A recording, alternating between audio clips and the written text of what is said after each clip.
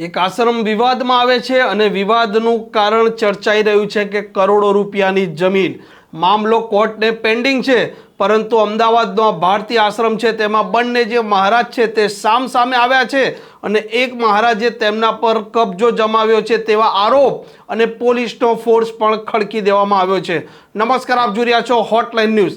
અમદાવાદના સરખેજ વિસ્તારમાં એક આશ્રમ આવ્યો છે। આ આશ્રમનું નામ છે ભારતી આશ્રમ।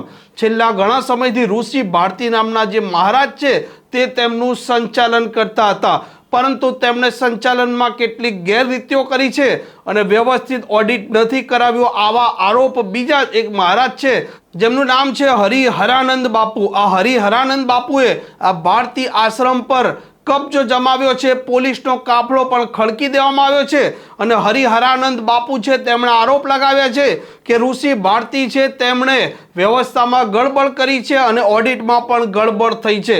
તેમના શું આરોપ છે તે પહેલા આપ સાંભળી લો। બાપુ મેનેજિંગ ટ્રસ્ટી હોય અને બાપુની પાસે હાલ 4 આશ્રમ હોય।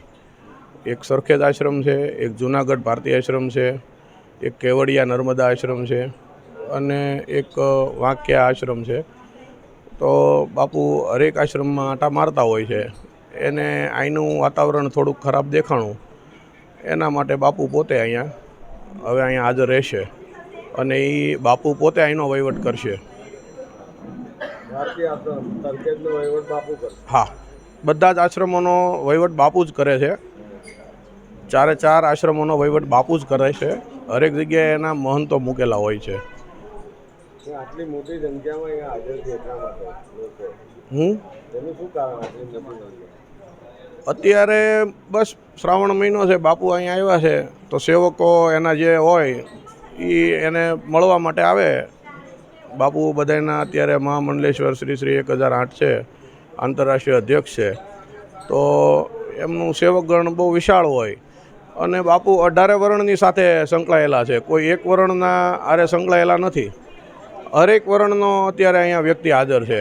આ વિવાદ છે તે ઉગ્ર સ્વરૂપ પકડી રહ્યો છે અને પોલીસનો કાફલો પણ સ્થળ પર મૂકી દેવામાં આવ્યો છે।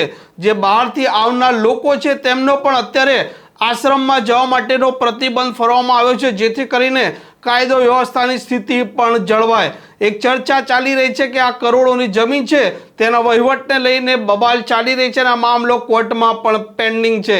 આ પ્રકારના સમાચાર જો આપને પસંદ આવતા હોય તો હોટલાઇન ન્યૂઝને સબસ્ક્રાઇબ અને શેર કરવાનું ભૂલતા નહીં।